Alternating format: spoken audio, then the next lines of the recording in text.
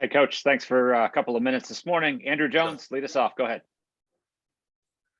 Hey, Coach, what one or maybe two areas of defense do you think has made the most progress since the opener?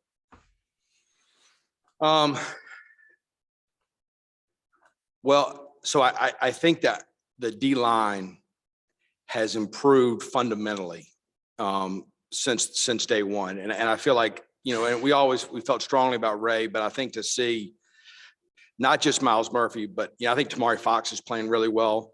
But then to see Kevin Hester and to see Javari Ritzy really improve. So I think as a whole, fundamentally, those guys have really improved. And then I think at inside linebacker, you have to look at what, how Cedric Gray has come along. And I think you feel really good about, the progress that position's made too. And on the flip side of that, is there a part of the defense that has regressed to the point where you're very concerned? And if not, what part of the defense are you most concerned with right now? I mean, Andrew, I'm concerned about everything. We haven't played as well as we're capable of. So, I mean, I think the number one thing is that I do think has improved the last couple of weeks is communication in the secondary. But I still think in the secondary, right, some of the coverage issues, some of the leverage issues that we've had, need to be better. All right. Thank you. Yes, sir. Luciano, go ahead. Hey, Coach, I hope you're doing well, and thanks for your time. You allowed the highest amount of rushing yards on the season Saturday. What would you say went wrong mainly with your run defense against Notre Dame? Well, I think the first thing is we gave up a 93-yard run, and I think that we had tackled for -2, and it is what it is, right? We had a chance to tackle them, we didn't. I thought our run efficiency up to that point was really high, and I think Notre Dame does a good job. I mean, that's kind of how they've been built all year. Is they bang at you. I think the running back's a really good player, and then they pop a long one on us. So I thought at that point we had really limited the long runs. We had a couple misfits that were 8 or 10-yard runs, but I think the long run really skewed the data. So I think when you look at the overall picture of the run fit and the run game, other than the 93-yard run, it's kind of like other than that, Mrs. Lincoln, how was the play, right? So, like no one cares, right? But like I felt like the overall efficiency of the run defense was decent outside of that play. Well said, Coach. Greg Barnes, go ahead. Good morning, Jay. It seemed as though there were fewer substitutions and therefore a smaller number of players who played on Saturday. I assume Notre Dame's up-tempo offense played a role in that, but was there any other reason? Greg, I think we went in thinking we were gonna get a little bit more of the 12 personnel. They had been a little bit more of a big personnel team, and certainly a year ago we got a bunch of that.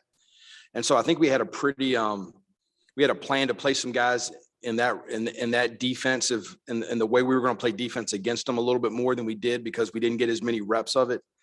And then I just think with the way the game played, we just kind of got into a role where I thought in the first half we were playing really well and we just kind of rolled with those guys. But our plan is still to play guys that have been playing. I think some guys didn't get as many reps as they're used to.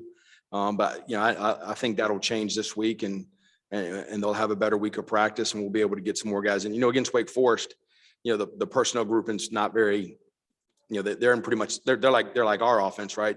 And they're really good at it, but they're in the same personnel group all the time. So you get a little bit better ability to kind of match personnel than maybe you did last week.